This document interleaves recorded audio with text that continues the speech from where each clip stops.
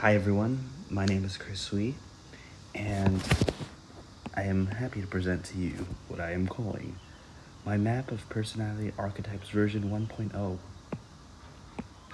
So, there are many different images or graphics or tables. I'm going to get in the process of labeling my diagrams so that people know and I can search up exactly what I'm talking about because I think I think it's interesting because so John Beebe made his model, it's great. But every image should have a name in my mind because one person's John Beebe model might call it the hero function. One John Beebe model, someone else's might call it the dominant function, the nemesis function.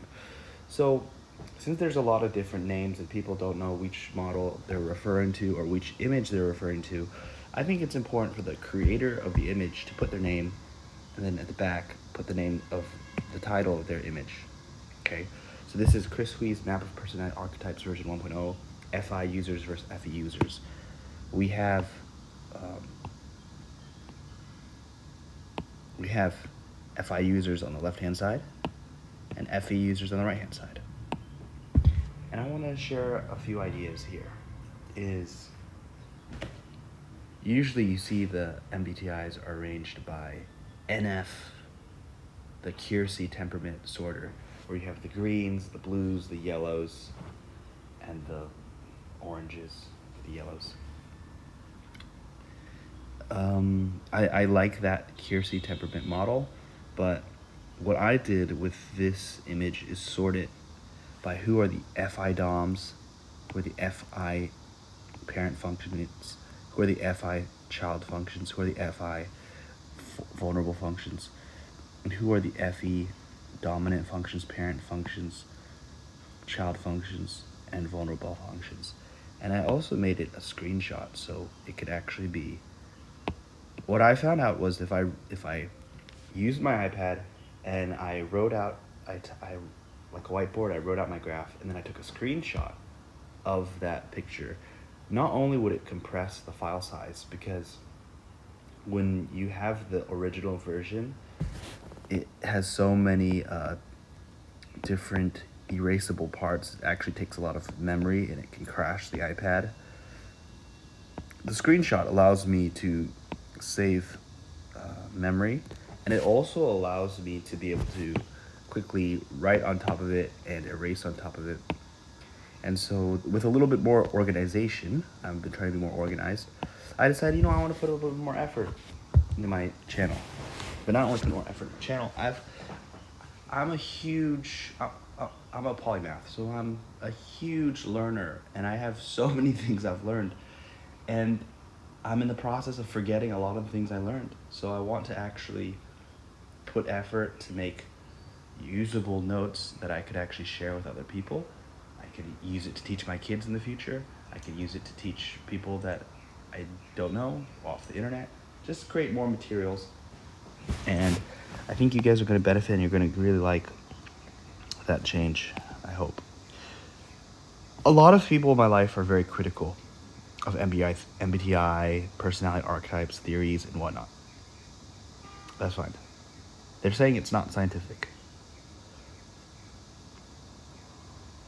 I'm going to just. They like to say there are so many different types of people in the world, 7 billion people. How are you going to lump them into groups? Well, I'll put it this way. For my own personal experience, I am only one person of a specific personality. I identify as an INFJ. Does not mean all INFJs have the same personality. It means that I have a personality type that among the 16 types in this theory, my personality is most similar to this type. So if we took 100 INFJs, it's not that we're saying we have the same personality. It's saying that among the 16 personality archetypes, there's going to be one that's most similar to us, and that's by studying that archetype, we can learn more about ourselves and learn more about other people. Think of it this way. There are many different types of trees. But at the end of the day, when you cut a tree, you're cutting a tree. So all the different types of trees, they have something in common that make them trees. Just like you might see there's all types of cats. When you see a cat, they still have some similarities. Although they have differences among the other cats, cats all have some similarities, which include some strengths and weaknesses. So when you pick up a cat, you can pick them up by the back of the neck. A friend taught me a trick how to pick up a cat without... Like, there was a cat nobody knew how to pick up, not even the owners. And then, I believe, ESTP, or an ESTP or ESFP male from Tianjin, he taught me how to pick up the cat in one motion, grabbing the back of the neck and the butt, and then swiveling it like a baby with no problems. And his strategy, he never met this cat before. His strategy is all cats have something in common. So if you know enough about cats and you know about what they have in common, you could use that and leverage that to create an advantage. Or you could use that to do something cool. So in this case, the cat no one knows how to hold the cat. He knows all cats have something in common. He grabs the cat from the neck and the butt at the same time in one swooping motion, very fluid. And he taught me that technique. And it applies apparently to all kinds of cats. Does it apply to lions? Does it apply to tigers? Maybe, if my arms were big enough, someone could test it. But this is the thing. Why did I choose to use the word map of personality archetypes? A map does not need to be 100% accurate to be useful, nor does a technique need to be 100% accurate to be useful. This friend taught me a technique how to pick up cats based off of his understanding and knowledge of cats. This is how you deal with cats. It works for small cats. It works for medium-sized cats. It works for large cats. Now, does it work on big cats like tigers and lions? I don't know. And that's what maps are really interesting. The map is not the territory. This sentence means that what you're trying to map is much more complicated than the map itself. But what you're trying to map is so complicated that if you put every detail of territory on the map, your map would be so complicated you would not be able to use it. So a map basically needs to be an image of reality. It is not reality. A map is not reality. The territory is reality. The map is actually choosing what information to include and what information to exclude. And a very good map will include very little information and exclude a ton of information. Think about a map of Brazil or the map of China. The map of China, there's 34 provinces. How are they going to include every hill and every tree and every ridge? You would have one hell of a time if you would create a map like that. Right? You need to be selective in terms of what kind of information you choose to include in a map. So this is where people who are like, that's not scientific, that's not...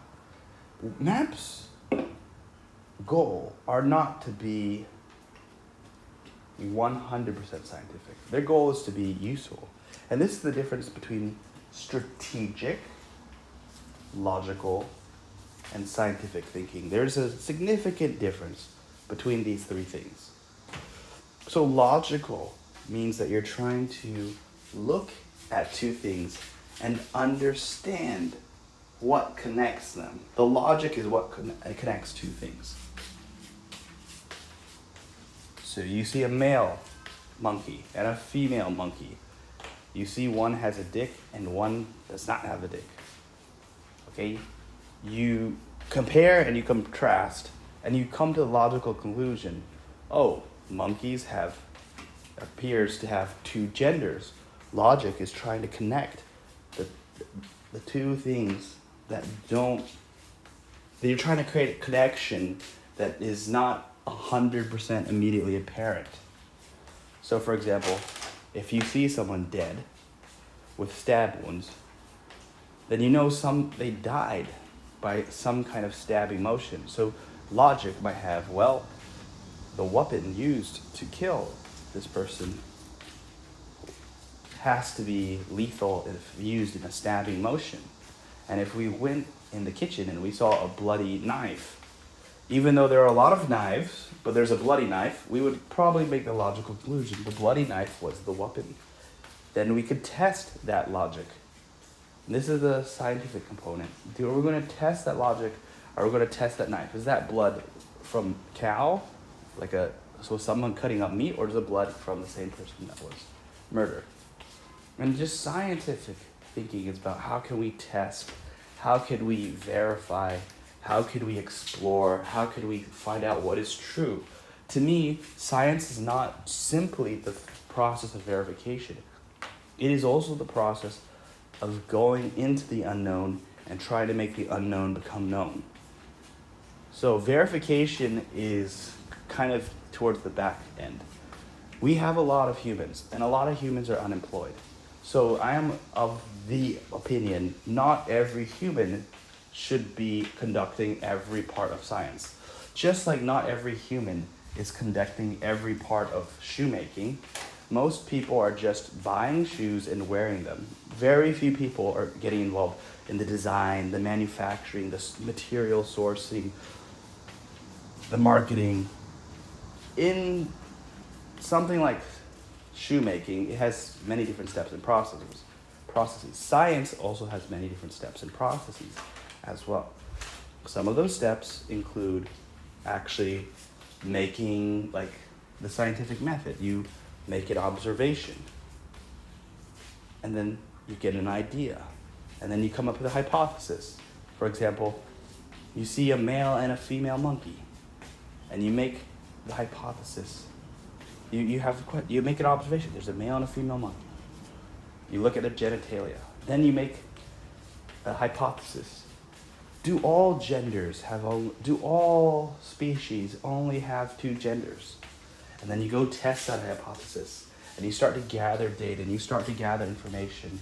Then you see that there are anecdotes and legends. There are tales of animals that can go from male to female and go from female to male. And that exploration to make the unknown known, to me, is science. The verification process of making these testable predictions, that is a part of science, but that's not the only part of science. And so when we talk about strategic thinking is much more goal-oriented than making the unknown known. The strategic thinking is trying to win. So the strategic thinking has a specific goal. It could be a strategic scientific goal would be, I want to make the unknown known. And the strategic aspects, how can we make that process? How can we win in the most effective and efficient way? And what are the different ways to win? And if someone's trying to stop me from winning, how do I win around that? It is the strategic thing is if you can't go through it, then you go around it. If you can't go around it, then you go under it. If you can't go under it, then you go above it. If you can't do this, then teleport, then time travel. Strategic thinking basically is, if there's a will, there's a way. And I'm going to try any way and every way. And it doesn't matter if people say this way cannot be done or this way is not supposed to be done like this and whatnot. Personality archetypes like MBTI and all these kind of things, there is a scientific component because it's trying to understand the unknown. There is a logical component because it's trying to, you observe things. We all have seen people with different personalities. We have seen people who seem to get angry very easily. We've seen people who don't show a lot of emotionality. We see people who are very good at connecting with groups. We see people that actually who love to sacrifice themselves to take care of other people. We see people who are really fashionable, and we see people who are very hardworking, who are workaholics, and we see people who are thinkers, we see people who are doers, we see people who are feelers. Like any person who opens their eyeballs would know that there's different types of people that could be bumped into three categories of doers. These people do more than they think, and then they feel. Then there are thinkers who think more than they do or they feel, and there are feelers who feel more than they do and they think. On this alone, I would tell you that the exploration of personality for me has been a game changer in my own life. I have actually done a lot of research into many different subjects, and I found that of all the subjects that I have personally looked into, I found the study of personality to be the most beneficial in terms of understanding myself and understanding other people, and actually understanding the relationship between myself and other people, and understand the relationship between another person and another person. So you can see there's like, is that 4 cases? Understand yourself, 1. Understand others, 2. Understand the relationship between me and another person, that's 3. And understand the relationship between another person and another person, that's 4. In the past, I was pretty much shooting at the dark.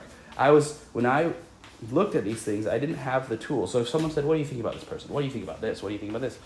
I was straight up using a very outdated mental model. You could understand, before I seriously studied personality, I didn't even have a map to look at. So when people were talking about this or talking about that, I was bullshitting. As in, like, if people ask me, why do you and your mom don't get along? Why do you and your brother don't get along? Why do you and your dad don't get along?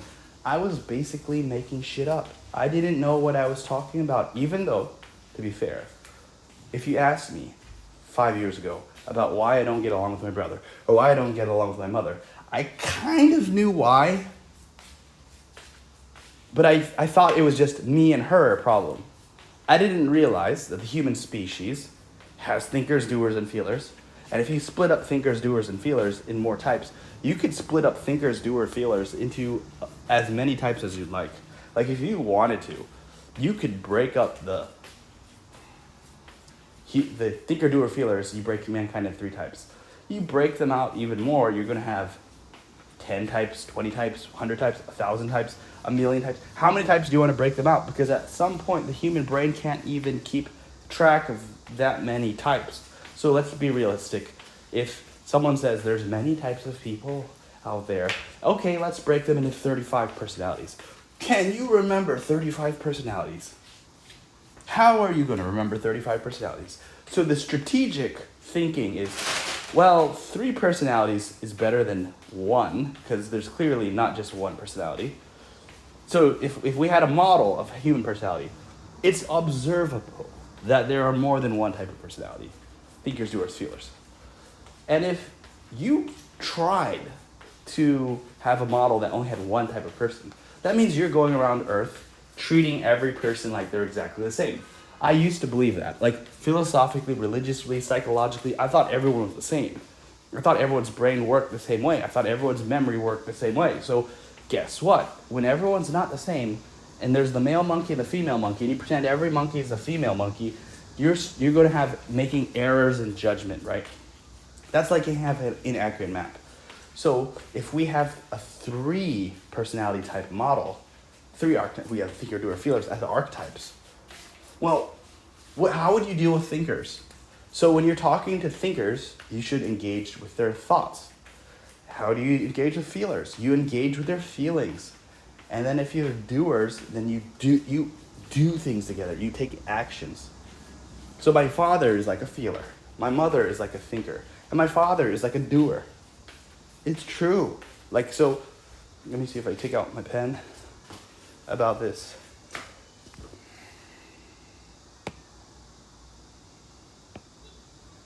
It will be a miracle on the day that I have a 5-minute video.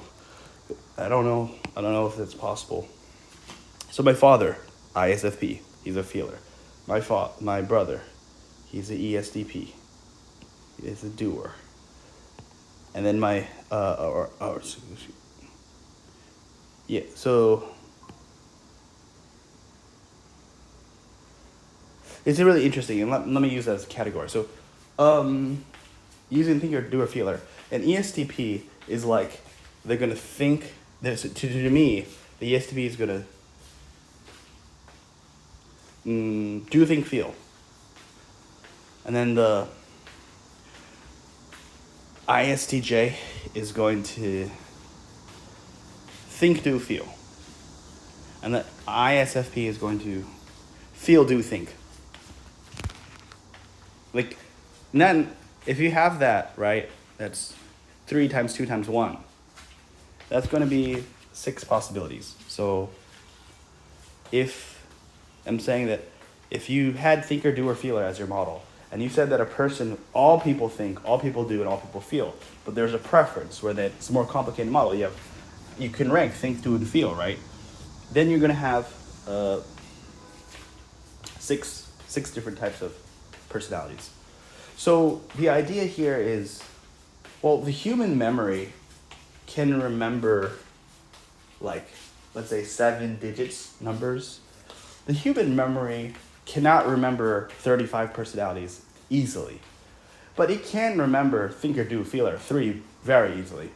So I would be of the opinion that since we know that there are millions of different personality types, but we don't have that brain capacity, the best kind of personality model or map should actually have as many personalities as possible, such that it can be made sense and used in a quick and speedy way, strategic, effective, and efficient. It could actually solve the problem. So it should be effective and efficient to solve the problem of, you just met a stranger.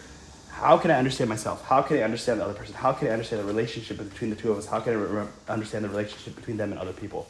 So I strive that the map of personality should be logical, scientific, and strategic. But it should not be in that order. It should be strategic first. And then it should be logical second, and third scientific. As in, some people would like the theory of personality to simply be scientific and realistic.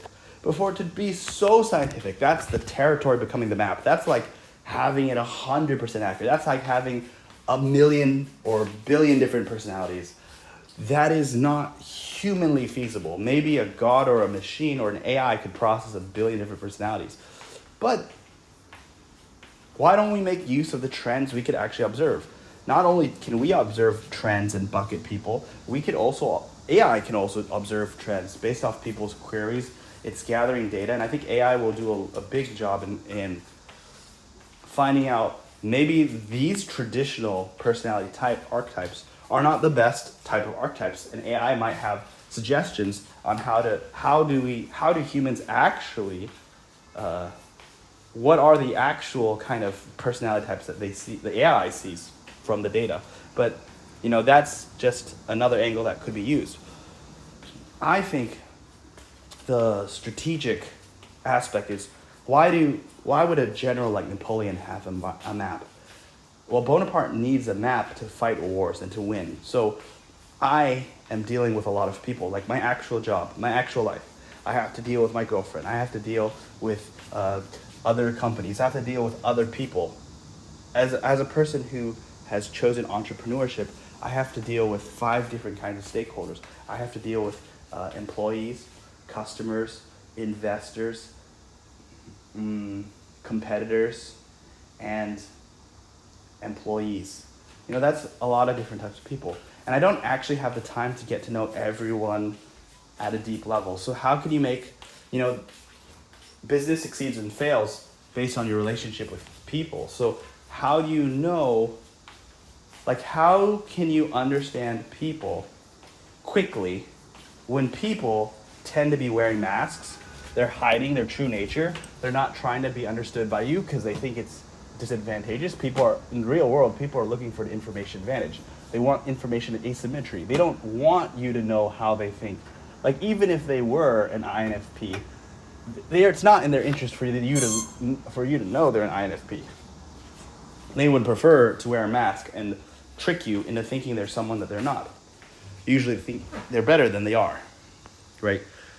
So basically, in order to win the wars that he fought, Bonaparte needed maps that were strategic. They were strategic, logical, and scientific, but they were not 100% scientific, because if they were 100% scientific, they would not be very strategic.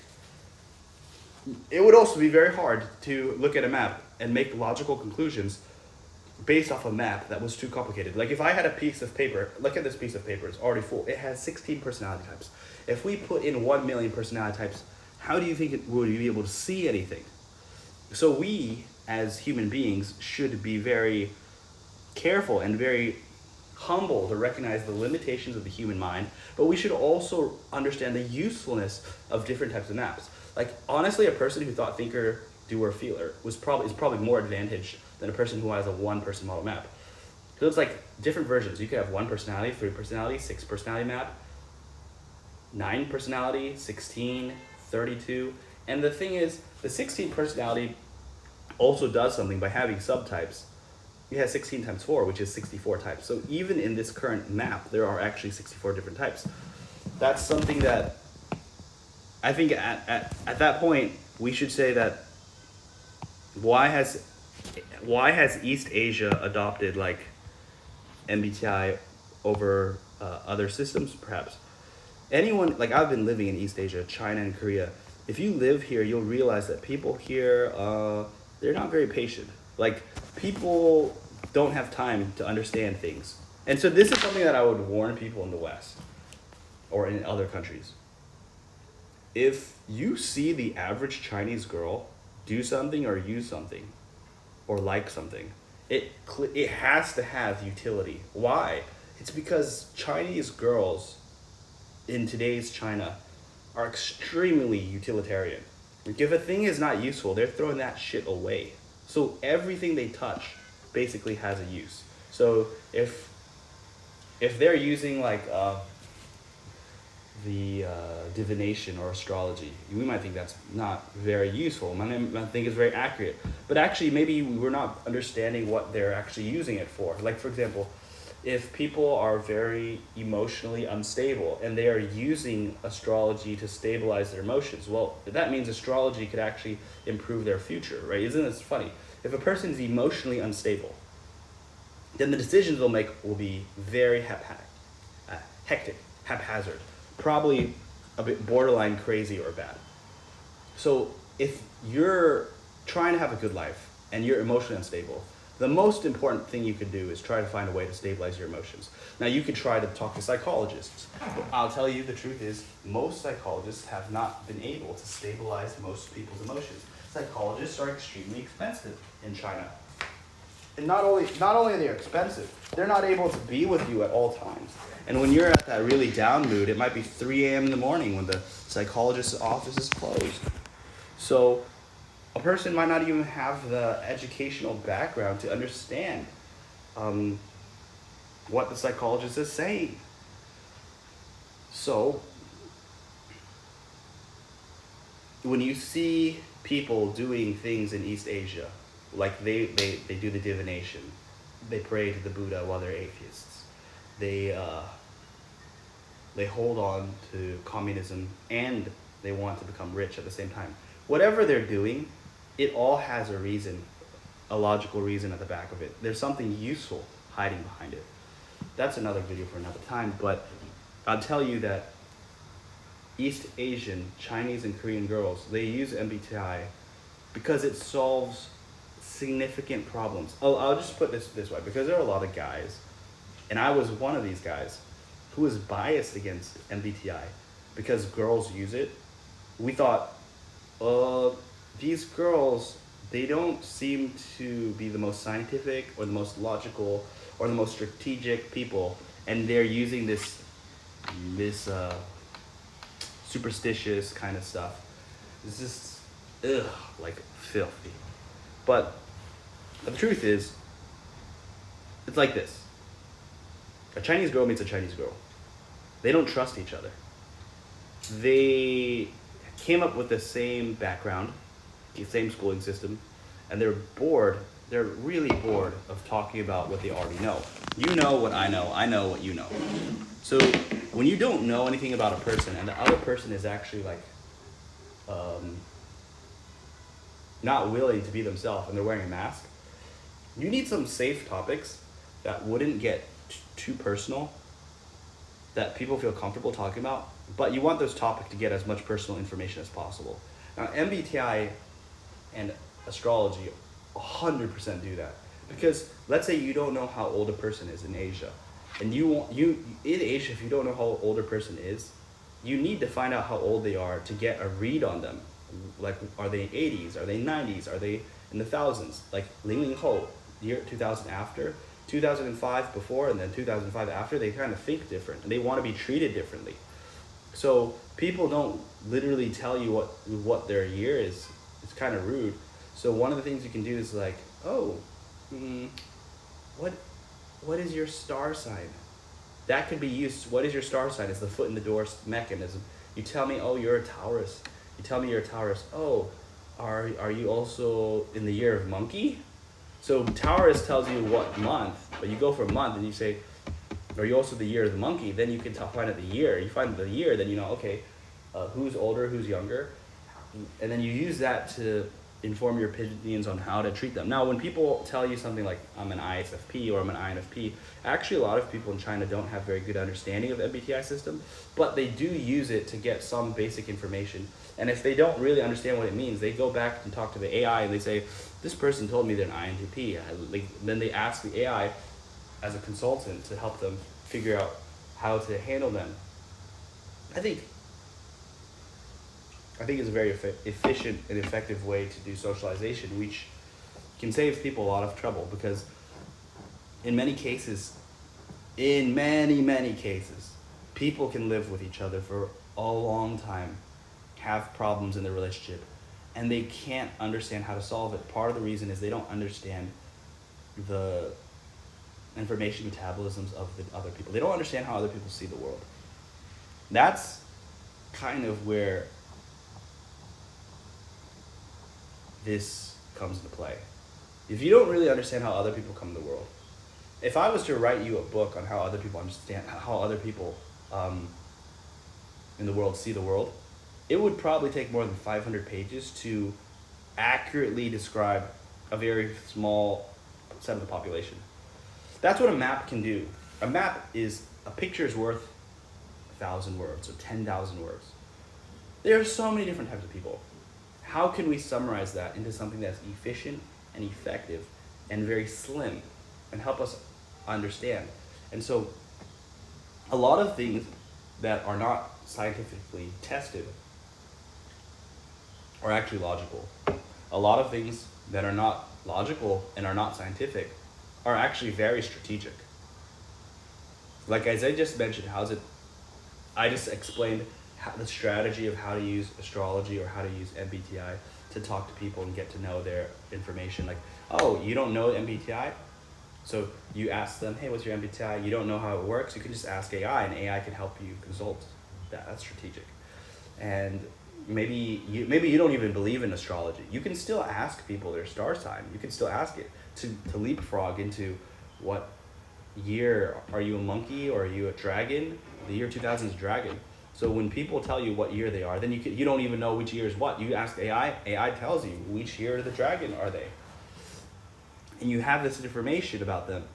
You have not crossed any boundaries, yet you have acquired personal information that can be useful in making decisions on how to manage this relationship. And in Asia, you have to manage relationships because, quite frankly, if problems happen between you and other people, their idea is, oh, we have problems, 我们没有缘分. We have problems, that means destiny is not with us. Like, their belief is people who have destiny will walk together because destiny will bring them together. As if the hand of God will pinch two people together and put them together. And if people have problems, they'll say, then destiny is not with us. So in a lot of cases, people are not willing to communicate their needs, their wants, and they're not interested in knowing your needs and your wants. I'm just telling you, this is one of the reasons why I'm so into typology, having lived in China and Korea for about 3 years now, is because I'm dealing with a lot of people who will not tell me what they need and what they want. I'm dealing with a lot of people who are masquerading and wearing masks. And I need a way to solve this problem. If I was to use I'm a very complex thinker. I really enjoy complexity for complexity's sake. I really enjoy different subjects like biology, chemistry, physics. But is there seriously a theory in physics that's going to help me solve the problem of I'm dealing with people who are wearing fake masks and I need to figure out what they need, what they want, how they see the world? in a very quick, short period of time. I'm a very observant person, and I deal and talk with so many people, strangers and whatnot, but I need something reliable. I need something, I want to build an understanding. And I'm just going to be frank with you. When I was going at it by myself is meaning I'm just living through life, accumulating experience, offending people offending me, they're crossing my boundaries, I'm crossing their boundaries. I don't know how to protect myself against their invasive tactics. I don't know how to deal with them accurately. I had like a 30% success rate with people. I mean, my relationship management skills were 30% success. But it was very painful because 70% failure means you're always thinking what's wrong and I'm trying to debug. And that's what drew me into typologies, to figure out how can I go from a relationship success from 30% to something much higher number. Right now, my relationship success is probably like 60% at least, at 60%, okay? And at 30%, you lose more than 50% of the time, which will break your confidence. Like if you played any game and you lost more than 50% of the time, you'll feel like a loser. Losing doesn't feel good, and it's a discouraging loop. It's a vicious cycle. But if you're winning more than 50%, you'll eventually become the champion. Like if you just continuously won 60%, 60% of the time, and you just kept on beating better and better people, you'll eventually, the path of learning also comes from winning. You can learn from losing, but you can also learn from winning. And when you start winning in a loop, you start learning, oh, when I do this helps me win. When I do this, it makes me lose. What can I do to adjust and strategically win? In the past, I was very scientifically oriented. I wanted to convince people this is right, this is right. Actually, now that I know more and more about people, if we just said most people are dumb, it's possible. But I would prefer to say it this way. Most people are smart in different ways, which means they're dumb in other ways as well, myself included. So let's say you're trying to be scientific. You're trying to find the truth of the universe and try to share it with other people. Well, not everyone was built smart in the way that they could understand scientific evidence. It's just true. So if a person was trying to be a scientist and convince people of the truth, it would still have its limitations. So when you make an adjustment, do I want to be a more strategic thinker, a more scientific thinker, a more logical thinker? I'm actually way more interested in being a strategic thinker. And strategic thinking is saying, how can I use this to win? And this is like, if you give me something like, okay, let's say Chinese mythology. Let's pretend Chinese mythology is completely fake. So a person who thinks strategically might think, okay, Chinese mythology is completely fake, but it's still interesting. And if it's interesting, maybe I could use this topic to find topics with other people. So when you talk to people, you need to have topics. The more you know, the more topics you can generate and the more examples you can give.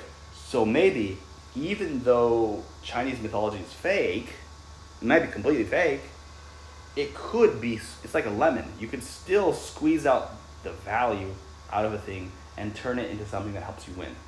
MBTI is no different. It's a tool, it's a map, it's a lemon. You squeeze it and use its value. It's not, no one said it's 100% accurate. But you don't need to have 100% accuracy to actually make it useful in your life. So this is something that I would also recommend between a strategic thinker is, let's say you read a book, The Art of War. I use The Art of War as an example. The Art of War is not 100% accurate. The book itself is not 100% scientific. It's a very logical book. It's a very strategic book. It even has science. So there's a reason why military scientists look at this Art of War with high regard. But the Art of War, its purpose is not to tell you the answers. The purpose is to help you to ask the right questions. Like the purpose of MBTI is not to give you the answers. It's supposed to generate discussion. It's supposed to generate thought. You're not supposed to be like, I looked at and met at an ESFJ. Let me go look at this table, and this table should tell me exactly what I should do. You need to use your brain to interact with the artifact. This map of person, it's like a map. You're still going to be, like if you looked at a map and you just looked at the map and you didn't use your brain, there's a reason why many people can't even use a map. They need GPS. The reason why they can't use a map is the same thing. The map is a tool. When you look at a map, you're still going to, if you're lost and you look at a map, you're still going to be lost unless you actually use your brain to figure out, you have to make the logical connections. You have to think strategically. How do I use this map to find my objective? But nowadays, people are very lazy.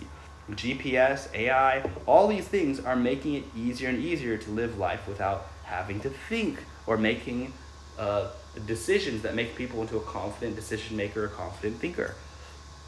So, on that point, I believe, this is where I believe, in this generation where people are relying more on GPS and more on AI, people are relying more on psychologists, they don't want to think for themselves, there's actually merit in being that person who says, you know what, I'm going to say no to porn, I'm going to say no to the quick YouTube videos or the quick shorts, I'm going to actually learn things the hard way. I'm going to build a map from the ground up. I'm going to understand how these psychological theories work, and I'm going to work with them deep, and I want to understand them. And something about this is, and I mentioned this in a previous video, in China, they do this thing where, they do this thing where it's like, do you believe something and do you understand something? I ask them this. Like if I ask them, do you believe in MBTI? They'll say no. And if I say, do you understand MBTI? They'll say no. So if I ask them, do you believe in mysticism?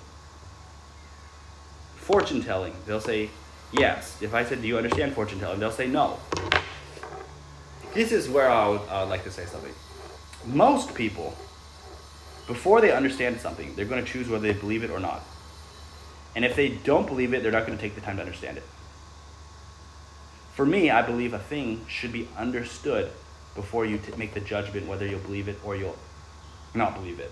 So for example, if you listen to someone, you should listen to what they're saying first and understand what they're saying. Then you make the conclusion whether you believe them or you don't believe them. What's actually happening is people are looking at people and they're saying, do I believe this person or do I not believe this person? Oh, I don't believe this person, then I don't need to understand what they're going to say. And then if they believe this person, they'll be like, well, I also don't need to understand what they say, because if I don't believe them, then we reject what they say. If I believe them, then I accept what they say. They don't need to actually explain to me any of the logic. This is a huge logical fallacy that is being replicated at a ginormous scale.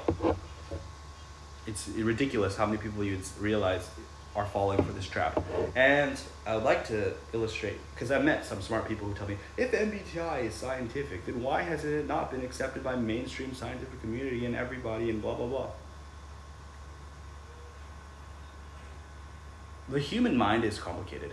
If we waited for someone to tell us the most scientific explanation of the human mind, it's going to have 2 or 3 problems. One, we would have to wait another 1,000 years before that book finishes. We'll be dead before that finishes.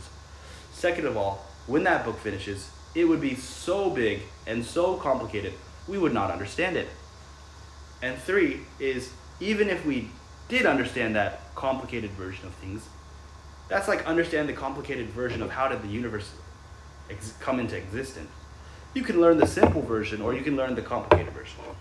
The complicated version has its merits because it helps us have clarity and understand how things work. But the most complicated version, if it started to tell you about hydrogen atoms, photons, quantum mechanics, if you wanted to explain personality in terms of quantum mechanics and biology and cells, you could do that. But it would be a very, very complicated endeavor, such that when you're faced with strategic problems, like you are talking to a customer who doesn't seem to understand what you're saying, or you're dealing with a person who you're not sure whether they like you or not, suddenly the most complicated explanations are not necessarily the best ones. So people are hammering that it's not universally accepted. And the reason why it's not universally accepted is because it's more like a map and not enough like a territory. It's not complicated enough to reflect reality in its pure entirety. But it is useful enough that it's like a tool that can be used to solve real problems in your life. I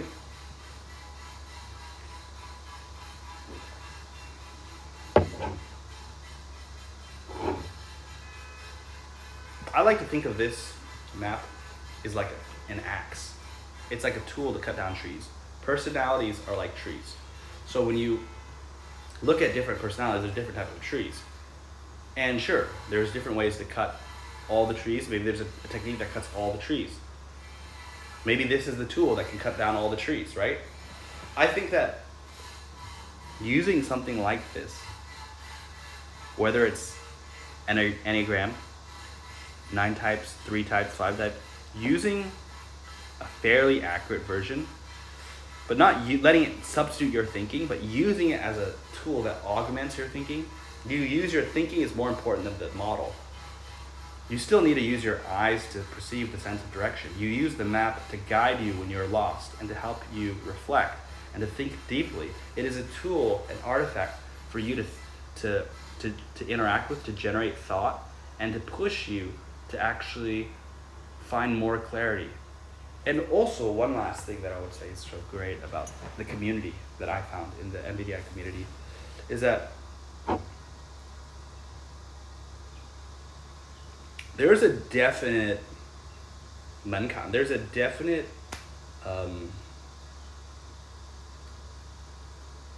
it's a gated community. There's an entrance fee to Socionics. As in, Socionics repels people who are not serious about understanding other people and themselves. So the people who know about Socionics and MBTI, in my mind, many of them have actually gone through significant traumatic experiences, either because they could not understand themselves or they could not understand other people. And so they found a need to spend time and energy to actually understand the human mind more. And they looked and searched at many different things, and at the end of the tunnel they found out this typology thing was one of the more elegant solutions to a problem we humans all face. How do we understand ourselves and how do we understand other people? And the community that takes the time to understand these things, I believe, while they're not gods who make no errors, they represent a group of people who can be consulted with. Because let's say I run into an ESTJ I don't understand in real life. I successfully identify their ESTJ. I identify their ESTJ does not mean I understand ESTJs, but the community has divided people between ESTJs and ENFPs. So if I have an ESTJ question, I can go to the community forums where the ESTJs hang out and I can ask them, hey, this is what happened. How do you think about it? And this is an added layer of, it's not just about interacting with theory. MBTI creates a language of information exchange. It creates, by naming complex abstract concepts, it gives the human species a common language with which to describe complicated things in an extremely efficient way. Hey, this happened, I think their NE is out of control, I think my FI is control, I think there's loops, I think there's a grip. It creates a language for which we can share our experiences and we can understand the experiences of others. It creates a way for us to analyze ourselves and to analyze others. It creates a way to synthesize from different experiences, common understandings, and to get to a deeper meaning about the human experience. And I think that people who want to shut people down for these kind of this kind of type, they are not respecting the fact that everyone should be encouraged to explore themselves and explore their relationships with other people and explore other people's worlds. That's really important. Most of us want a peaceful world. How are we going to have a peaceful world if people don't understand each other and there's a lack of mutual understanding? So MBTI is not the only, but it is an example of a tool that encourages mutual understanding. And instead of people, especially in Asia, a lot of people criticize MBTI for being kind of a girl's toy. Is that actually say, hey, do you have a better model than MBTI? Have you invented or discovered something that's actually better than it? And if you have, please share with us. Because instead of making fun of people for using this or using that tool, if you are using a better tool, if you're a kind and caring person, you should, instead of making fun of people, you should tell them what tools you're using and do a comparison. Test which tools are more accurate. And at the same time, why can't we have multiple tools? Why can't you teach me your tool, I teach you your tool? We have more tools. If this tool doesn't work in this situation, we can use another tool. There's no need to say this tool has to solve all problems. It's just one tool that can solve some problems. And that's what makes it a strategic asset. I would also say that in my honest observation, the human society is composed of the individual, the family, groups, and nations. At all these levels, I believe if people understand themselves, that means they'll understand their strengths and their weaknesses. A lot of what's happening, there's a lot of friction. Friction is lost energy. A lot of people, 内耗 means they have internal friction with themselves. They are losing a lot of energy because they're fighting themselves. And then a lot of couples, they're losing energy because they're fighting each other. And a lot of families, they're losing a lot of energy because they're fighting each other. And because they don't understand each other's strengths and weaknesses, and they don't validate each other's perspectives, they don't understand how the other people thinks or feels, what ends up happening is, at the individual level, there's loss, there's friction, there's loss of energy. At the group level, there's loss of energy. At the family level, at the nation level, there's so much loss of energy that all that energy, if it was not lost, could be used to produce a better world. That's one. Second of all, is I believe that our societies in 2026, we are not actually helping people or encouraging people to be the best version of themselves. We are not appreciating people's strengths, and we're not helping each other cover each other's weaknesses. So a lot of people are fighting when they actually could be fighting together. They're fighting with each other when they could be fighting together. And if we are fighting each other, that's how wars start. Fighting wars is like a feud between a person fighting himself. Is like anxiety and depression, suicidal ideation.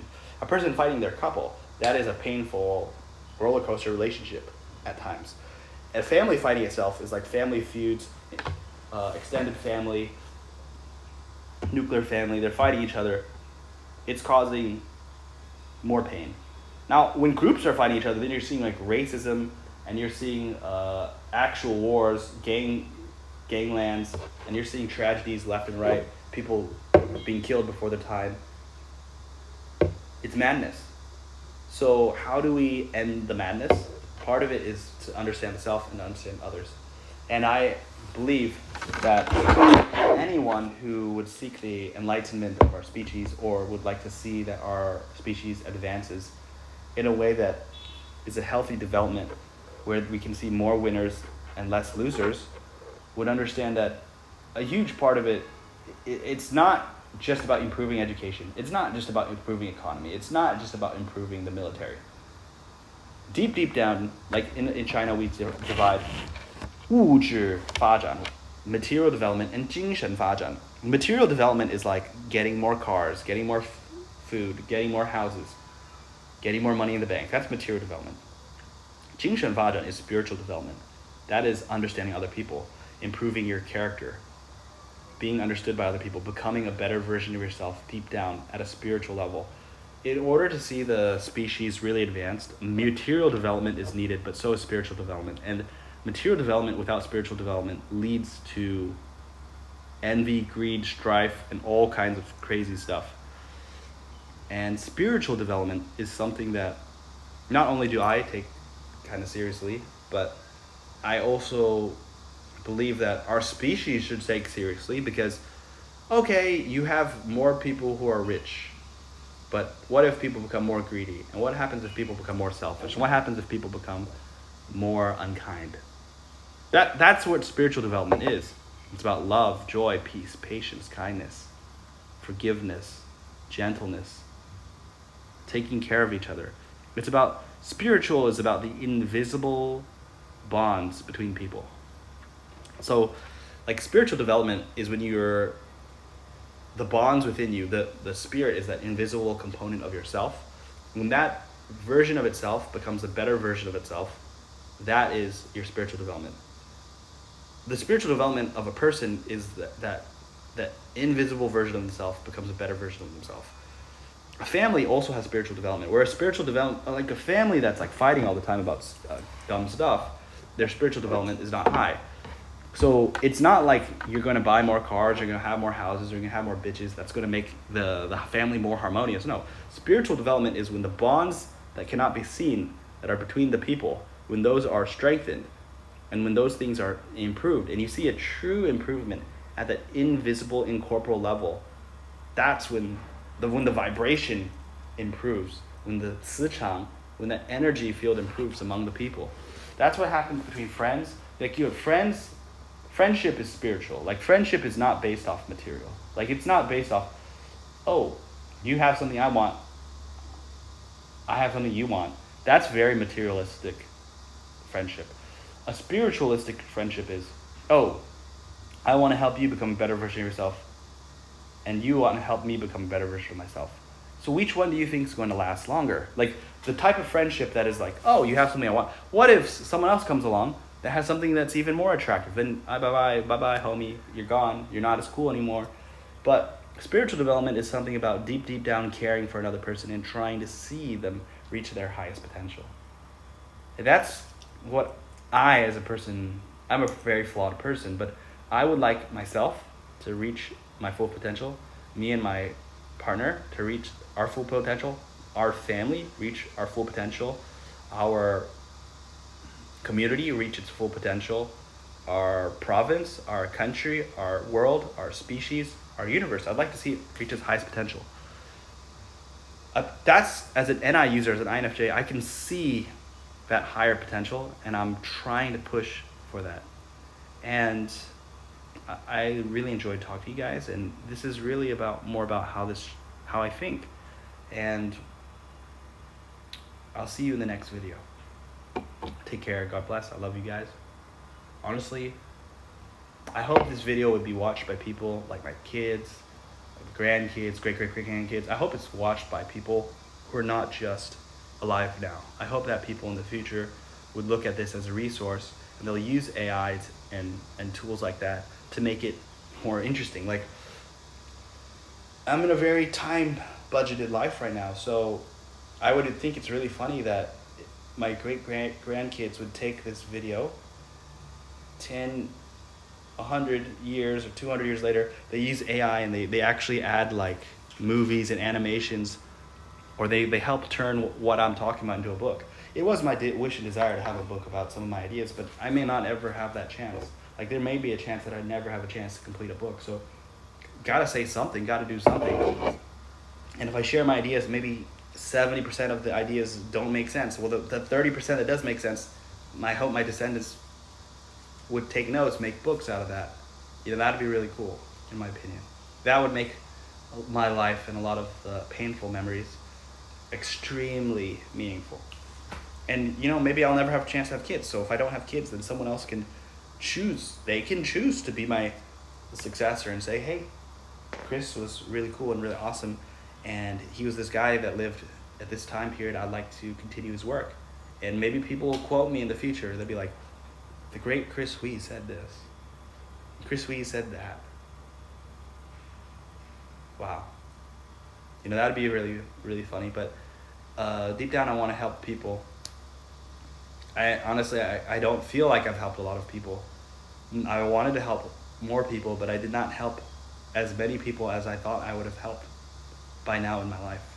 And is helping people like necessary in life? For me, I think as an FE user, helping people has been a very satisfying thing, but it's been challenging because I have run into a lot of FI users who have had a lot of misunderstandings. So when I try to help people, a lot of people have become quite offended. So I cross people's boundaries on accident. So it has made me more cautious, more scared. And that's what I think that MBTI really teaches me deep down is we have different types of people. In order to truly flourish, we can think of it somehow as like the planet is a human Rubik's Cube that's all messed up. Everyone has something they're good at and something they're bad at. We can make fun of what people are bad at all day, but if we solve the human Rubik's Cube, it's like good. People have 40% evil, 60% good, or 40% bad, 60% good in a person. Let's pretend it's that high. Or even if it was 80% bad, 20% good. How can we help people's good part shine? Do we need to judge people for the 80% bad, or can we actually forgive and help people. It's like, look, we're on this planet. Can we just do something that makes it meaningful and fun and challenging for as many people as we can? If we can create that world where people are having fun together and having a wonderful time being human, wow.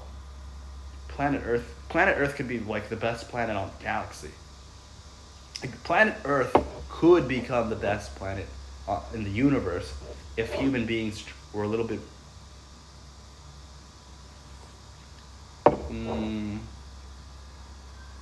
more conscious, a little bit more loving, a little bit more consciously loving. Like the consciously loving aspect. And this is where I believe true love is when you love a person's good side and their bad side. And it's the bad side that needs the love the most. And in order to love someone's bad side, we accept their bad side. We help them slowly heal, but we also help them shine their light. Even if that light is 1%, 10%, even if they have something good about them, it's only 10%.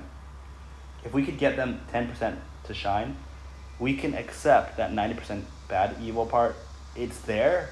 We do need rules to protect us from each other because we have that evil side. But the thing is, like, what I'm seeing in Asia and in China is that people who have 90% good and 10% bad, they're getting judged hard on that 10% bad. It's like 容错率 is people's acceptance of failure. People's 容错率, how much failure they accept or how much bad or evil they tolerate in other people is so low that basically the game of mass, because a lot of people's tolerance for other people's, we call 长和短. 长 is long and 短 is short. 短, the short side is your weak side. Your 长 is your strong side. People's acceptance of people's short, weak side is so low that people even hide their strong side. In fact, in Asia, it's actually considered rude to show your strong side. So if you show your strong side, you're going to get people angry at you. So what we have in Asia is like so many people, they're hiding their light. They're hiding their strengths because it's offensive to show their strengths. And they're hiding their weaknesses. So they're hiding their strengths, they're hiding their weaknesses. So that's what the definition of having a mask and being fake. And when you're faking and they're faking,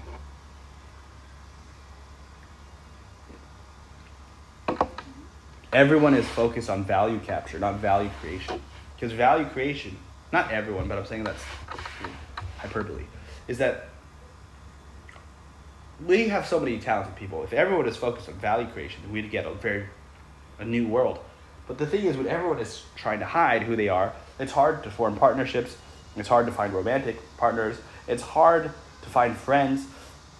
It's hard to be yourself and fail. Like, being yourself should be scary because you have your strengths and your weaknesses. But when you're being yourself and your strengths are allowed to shine and your weaknesses are allowed to be worked on, and you're not judged for having weaknesses, you're allowed to have weaknesses, then you can see personal growth. And when the individual sees personal growth, then the society will see personal growth. And the growth that I'm talking about is both material and spiritual. But the society currently in Asia pretty much claims that spiritual growth is for hippies and it's a waste of time. And so a lot of young people do not work on spiritual growth. They basically only work on material growth. And the truth is, well, economy is bad. So when you work on the material growth and you don't actually see any growth, you just see material stagnation or decline. They put all their eggs in that material growth. They're like, I'm going to first develop the material growth and then the spiritual growth after. They're like, I'll work on the spiritual growth after I'm rich. But guess what? We're in an economy where the universe does not want you to be able to become rich very easily. So the material growth is not there. The spiritual growth is not there. So no wonder so many people become depressed and they think life is meaningless and they tangping. They just want to lie flat and they don't want to do anything. And they're kind of quitting on themselves and quitting on life and quitting on other people. They're not able to have successful relationships with themselves. They're not having successful relationships with other people. They're not having successful relationships with their family, their friends, or their romantic partners. Well, that's a recipe for a very, very negative individual. And negative individuals, they're overflowing with negative energy, so they're going to overflow negative energy and attack other people. So when you go online, you're going to get online bullied, criticized, and people are very negative.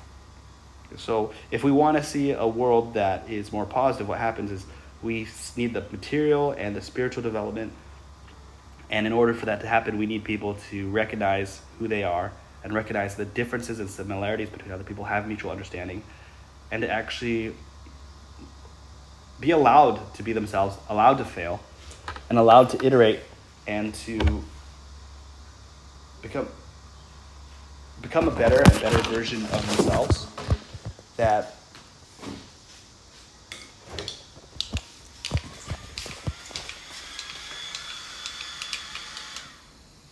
allowed to become a better version of themselves and experiment, fail, try, dream, fail, try, and iterate and just build,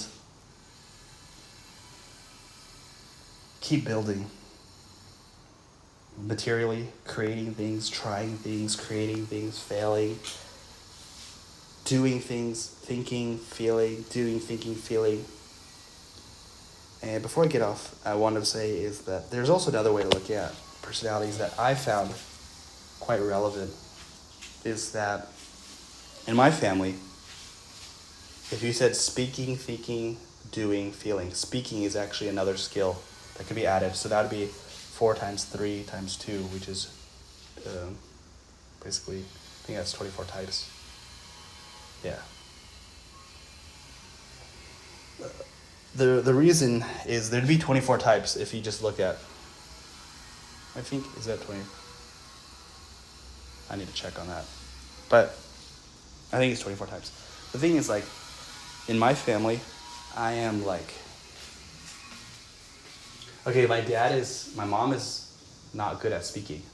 So she's like good at, my mom is like, do, think, feel, speak. And my brother is like, do, speak, think, feel. And my dad is like,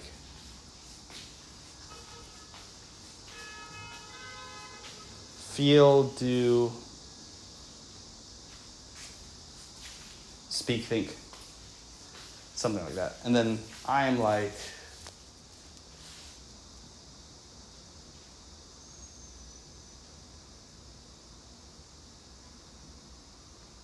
speak, think, feel, do. So I'm like the worst at the doing.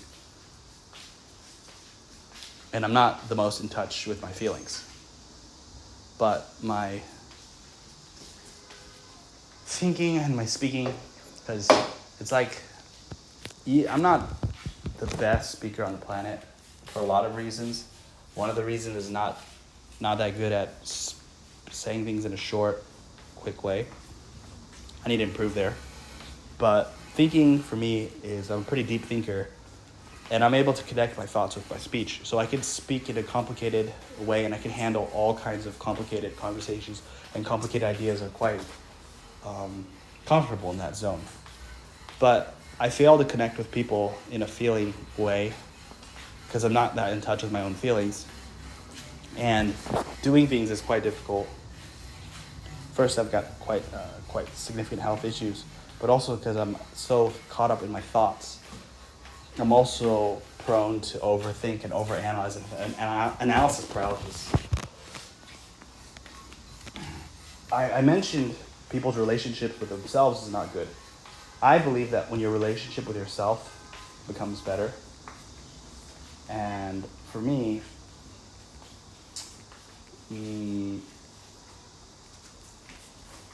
following the path of Jesus or meeting Jesus was probably the big game changer for me. Was the relationship with yourself is, do you actually love yourself? If you actually look at people, a lot of people have a lot of guilt and shame. That shows their relationship with themselves is actually a negative relationship loop.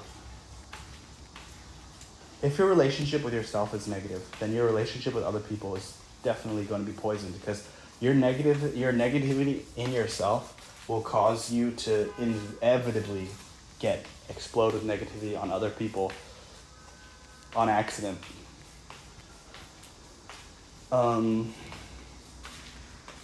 When people, so for example, if I'm think, speak, feel, do, a lot of people will criticize you for whatever you're weak on. So if I'm weak on doing, then I'm going to get criticized because like my brother is do first.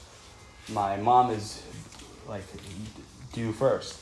Like these two people would actually criticize me for not being a doer.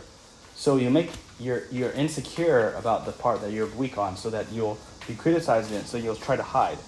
What happens is a lot of people, because they're strong in an area, they'll try to lean in on what they're strong on, and they'll try to run away from what they're weak on. They'll try to hide what they're weak on. They generally don't work on what they're weak on. They just try to work on their strengths.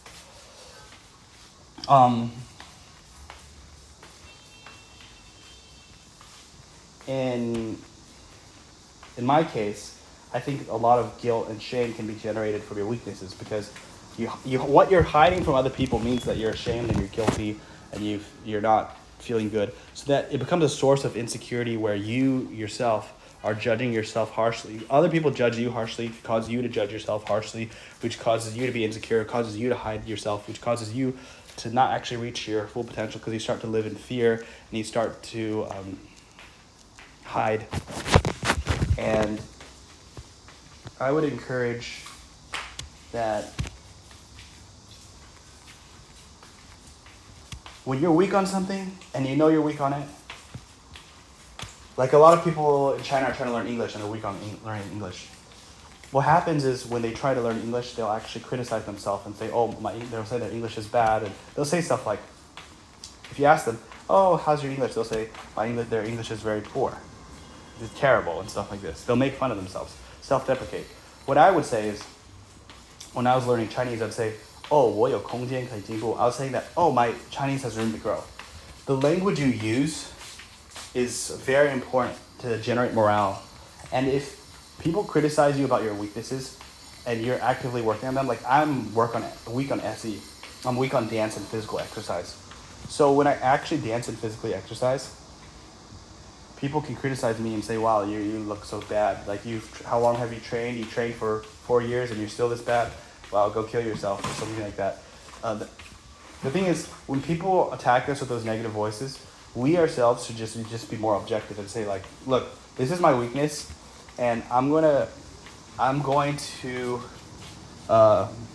give myself a pat on the back, a round of applause.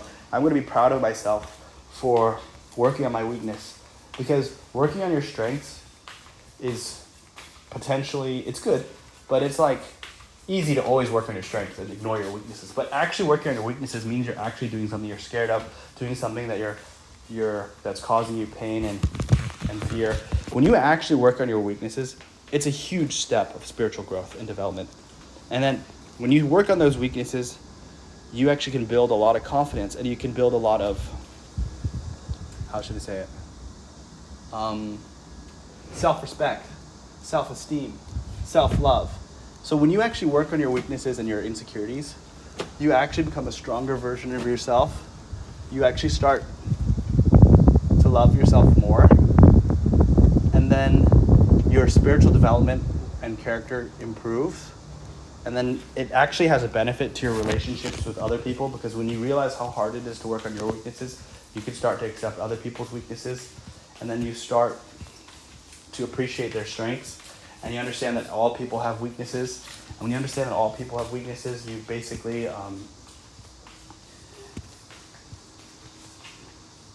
your negative energy, like if you have not worked on your weaknesses and you only work on your strengths, your ego will inflate. But your hidden negative energy and your hidden self-hate still exists, and it will project outwards onto other people. So it's like if a person hates themselves, it will affect all their relationships negatively. Your insecurities reflect something you hate about yourself. That's why you're insecure about it, and you hide it from yourself and hide it from other people. You don't like it. You'd not have it if you could get away from it. When you work on those weaknesses and insecurities, and you become secure in the fact that you have weaknesses and other people have weaknesses, your attitude becomes, I accept my imperfection. I am not a god. I am a human, and I'm going to work on my weaknesses even though it's hard, like Sisyphus pushing up the rock. Even if it fails, and even if I have to keep going over and over again, I'll still try. outcome of that attitude is that you accept your weaknesses, you accept the weakness of others, you no longer hate yourself, you no longer have self-loathing, your disgust of yourself, your shame and your guilt is gone. And then when you interact with other people, you now have a positive energy base, so your relationships no longer have unnecessary negativity coming from yourself onto them. And so I believe that, ironically, for the world to be a better place, basically, the world is becoming a better place every single time an individual works on their weaknesses, accepts it's difficult, starts to love themselves and respect themselves for working on their weaknesses, and starts to love and respect other people in spite of those people's weaknesses, and appreciate them regardless of whether they have weaknesses, and that loving them their own light and darkness, and loving the light and darkness in other people, and accepting that, without darkness, there's no light. And that this polarity of without a weakness, there's no strength. So the fact there are weaknesses makes it that there are strengths. So instead of pretending I have only strengths, I have no weaknesses, that's a person whose ego is too big. And it's when our egos are really, really big that our judgment is clouded, and we ignore reality and we ignore the truth in favor of what makes us feel good and makes us feel inflated and have it's not a real self-love, it's more of a self-delusion. We indulge in the self-delusion that we're better than others and others are not as good as us. And when you have that attitude, first of all, people can detect it. Second of all it's hard to have good relationships with people you don't respect. It's hard to have good relationships with yourself if you don't respect yourself. So respecting yourself creates positive energy loops for yourself. And respecting others actually makes it easier to have good relationships with others.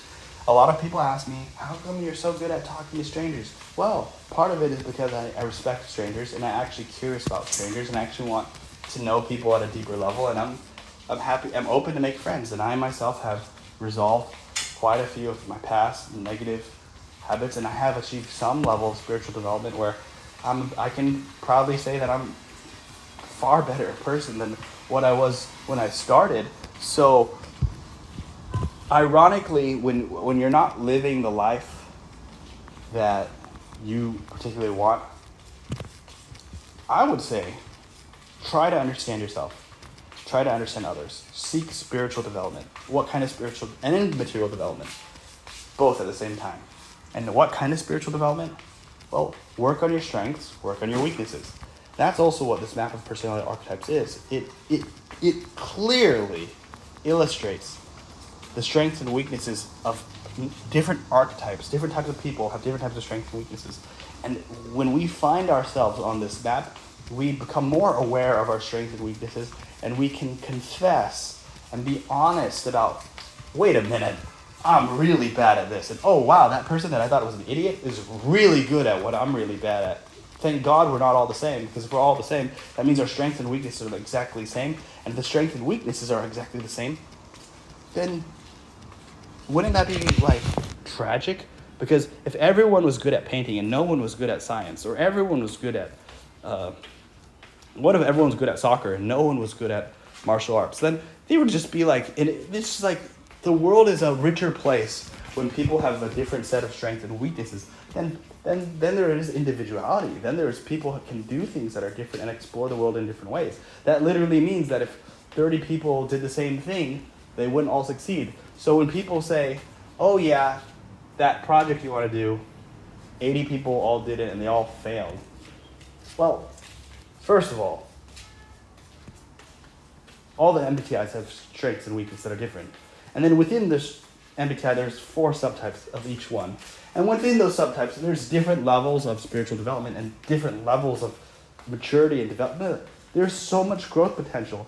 And that's probably the best use case for this kind of thing.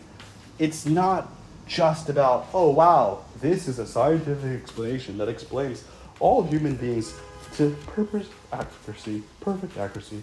No. It's supposed to be a tool that maps out our own soul in a way that helps us become more aware of our strengths and weaknesses and the strengths and weaknesses of other people, and then understand how can I work on my own weaknesses so I can become a better person. And by becoming a better person, the world becomes a better person. When I become a healthier individual, and I build healthier relationships and help other people become healthier individuals, that's like the planet is full of, everyone's a cell, the cells are becoming more and more healthy, rather than becoming more and more cancerous. Because when people go the opposite of spiritual development, it's spiritual decline.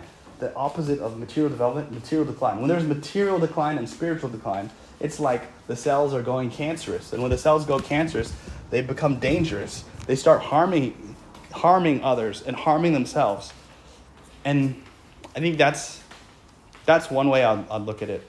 The planet has 3 types of people: net positives, net neutrals, and net negatives. Net negatives are people who their existence makes life worse for the aggregate. They make life worse.